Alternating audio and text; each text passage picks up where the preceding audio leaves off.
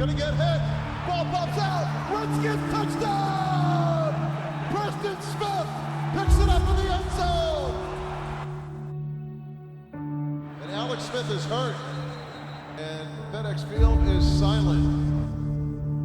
Seeing all my teammates, seeing so many guys get hurt, and they put so much time, in the offseason, to prepare for the season. Then when you just see, guys like Brandon Sheriff going down, that guy's an extremely hard worker, always the first one in the building, taking care of his body and all that. Guys like Alex, just seeing my teammates go down, that's probably the worst memory.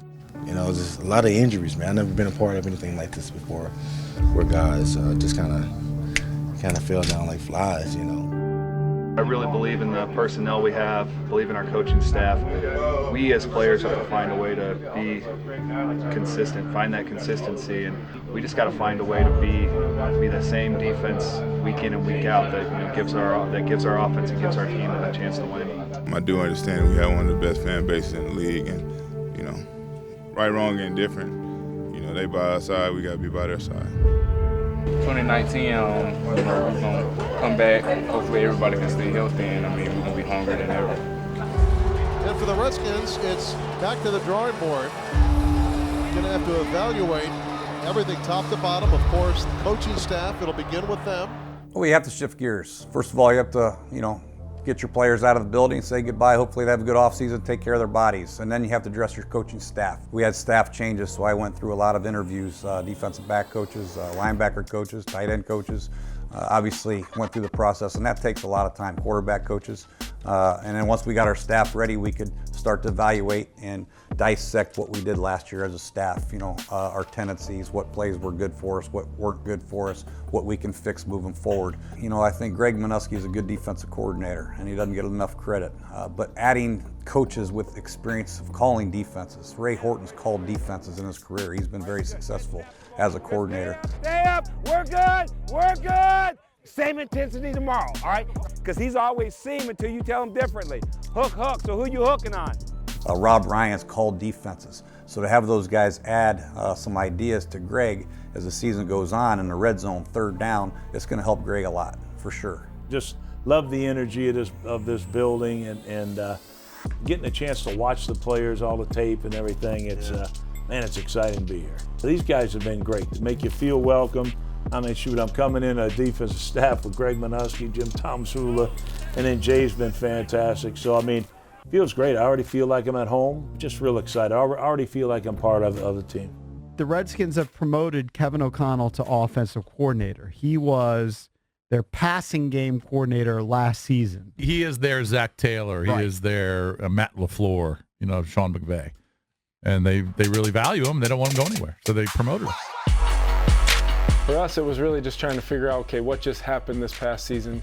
Obviously with the injuries and especially in my room, I was trying to, take note of what I could have done better as a position coach. But then obviously when Jay and I started having discussions about the offense and what we need to do moving forward, you start to look a little bit bigger picture.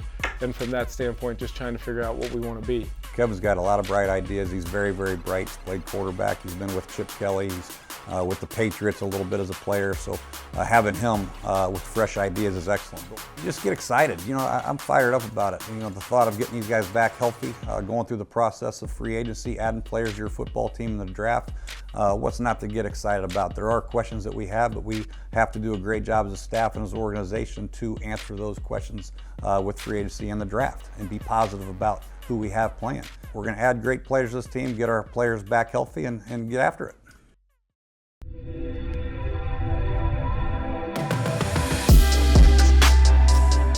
I looked at who are the track stars, the freak athletes. I feel like there's going to be one individual that jumps out the board, whether it's press or the cone drills or the catching when it comes to wide receivers and then the running backs. There's different things that can happen within this combine process that can really elevate you and separate you.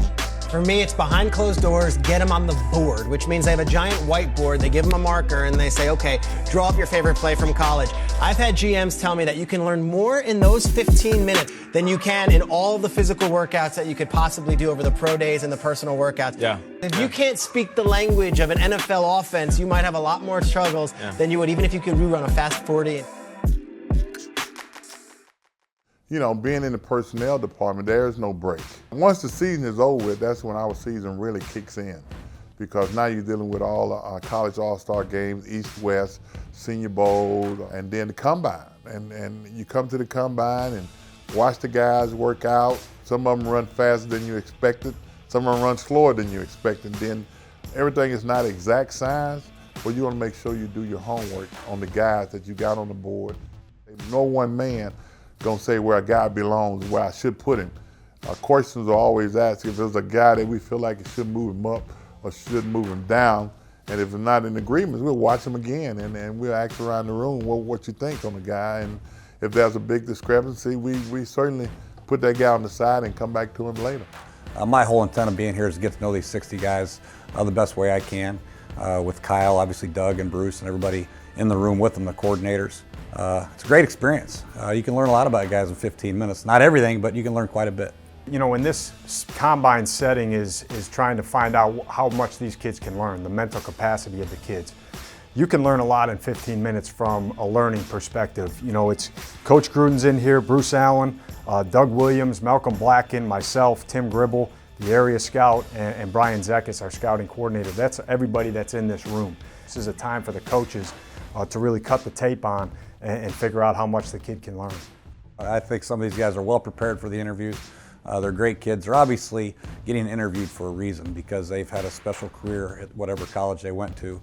They're good football players. Smart, instinctive, and tough players. I mean, I think anybody will tell you that for a Washington Redskin player, that's what we're looking for. We want 53 of those guys. We want 63 of them guys on practice squad as well. But if you have those components, then we're very interested in you.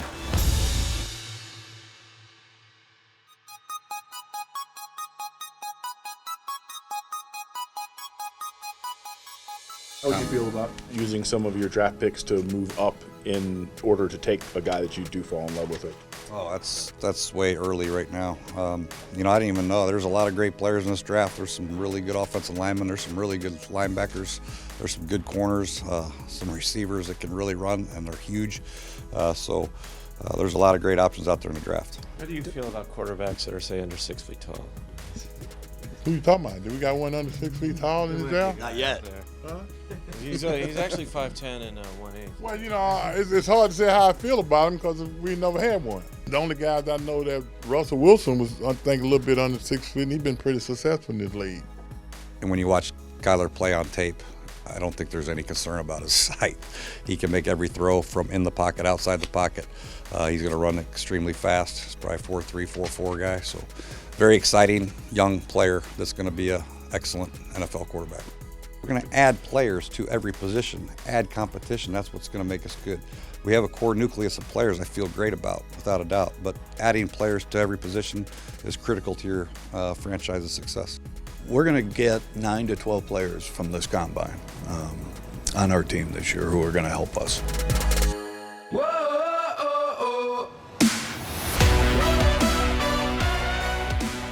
I've never been the biggest guy on the field. I'm always the smallest guy on the field.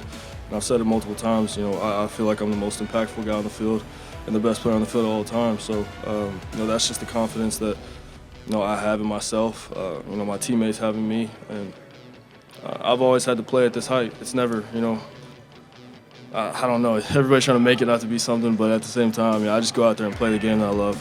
Which interview with teams has stuck out to you so far? The Redskins. They really honed in on my film and taught me something that I didn't know about myself watching film. So, what was your impression of Jay Gruden and kind of that interaction? A coach who's really a perfectionist. They look at every little detail, and when I was watching film with him, and he was sitting right there beside me and watching it with me and coaching me along the way. So he's a perfectionist. what strengths do you see in wide receiver and tight end that you think the Redskins might be interested in? Well, I mean, it's not a draft at wide receiver that is top heavy. So there are not many tier 1 guys that I would say, hey, these are slam dunk blue chip players that play wide receiver.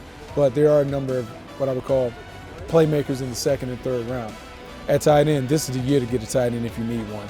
There are a number of guys that can catch balls and make plays. It's just a matter of what are you looking for in the position. Very ready. Like I said, I've dreamed about it since I was a kid, and I've always been the type to accept challenges, and I got a lot of criticism for leaving early, and it was one of those things. It's like not necessarily proving everybody wrong, but it's like I just kind of get to prove myself right in the aspect of, like I said, I feel like I know myself better than anybody. Do you think you're a top 10 overall player in this draft class? I feel like I'm definitely a top player. I feel like I'm one of the best pass rushers in this class, most definitely. Is it exhausting? Is it taxing? Is it fun? It's definitely fun. I mean, it's always fun talking about football. You love the game. They put you on the board, and that's fun. Also, the interview part is even funner, but I just can't wait to work out.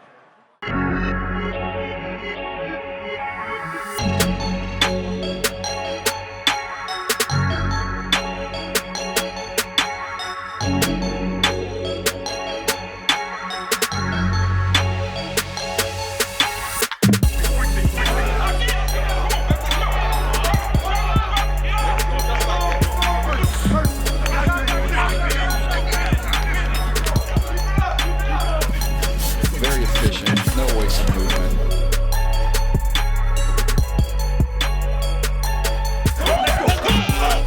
He's been working.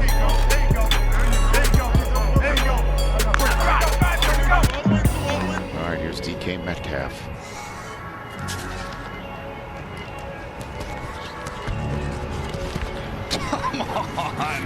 Come on. 4-3-3. I'll tell you what, these guys are something else now. These athletes that we're seeing. We are far from done here in Indianapolis. Now buckle up, Rich. Montez Sweat. Now this is unofficial, but that's a record if it is official. Montez Sweat was terrific. If there's a guy who has really crushed the pre-draft process, it has been Montez Sweat. You just don't see guys of this size being able to run this kind of explosive time. 4.41, 10.5 broad jump, and then when you watch him move around in drills, he looks like a top 10 pick. Lock out. Gotta lock him out. At Oliver, University of Houston. Backstage, Ed was like, hey, I want some heat. I want you to smack me pretty good. So I'm like, okay, you got it. And the first two were pretty much duds. So I came back with the third piece and got him. And I mean, he still said I hit pretty soft, Looking at the film, you're like, oh man, I got him pretty good. But I mean, that's a big guy, So it's not like he went out on stage. I was like, what's up, man? How many you going for? And just smacked him, They asked for it. They call it heat. They're like, can I get some heat? I honestly didn't think it was that big of a deal when it happened, I mean, I guess not a lot of people lift weights who posted, who had comments on there. My wife was reading the comments, and I was like, I don't really read comments anymore. But my wife was reading them, and I was like, just stay away from stop reading the comments. It's fun. You get to see the young guys. It's an exciting opportunity for the kids, man. It's like a job interview. They got to do a lot of tests: the 40, the bench press, 5-10-5, the L drill. Then you have to do all the positional work. So it's an exciting time for the guys, and it's just fun to be a part of. And look, there's a lot of excitement in the air over there. With the youth and the young guys coming up. If you're a strength and conditioning coach, you better be a hell of a motivator. Yes. Absolutely. You got to get these guys going. Sometimes they don't want to. You got to get them to go. You got to get them to move. Sometimes you got to find what gets these guys. Gets a little twitch out of these guys. You got to find that. That's the good thing about the combine. You get to talk shop with other strength coaches, see what they do. It's not like it's not a secret to what we do. There's no secret. If there was, that guy would be here. And be consulting for every team in the National Football League. So you get together with the best. There's 32 of us in the league. There's 32 assistants, there's 32 RDs. So we get together, and it's not like they're holding back. We help them out, they help us out. It's like a fraternity. So it's good. 2019 NFL Scouting Combine in the books. We have a lot of opinions, and Kyle and Bruce and myself and Doug, we have great conversations. Our coordinators, our coaches have great conversations about these guys, and there will be different opinions, but at the end of the day, Kyle will rank them. We'll stay true to the board, take the best players available, and there are plenty of them. So we'll have some good players in this draft that'll help this football team a lot. We have no way of knowing who we're going to get in the draft, what positions we're going to get right now. So free agency is its own entity. We have to treat that as such. Go after the best players we can, try to get our guys re-signed if we can, but also try to better our football team in certain areas.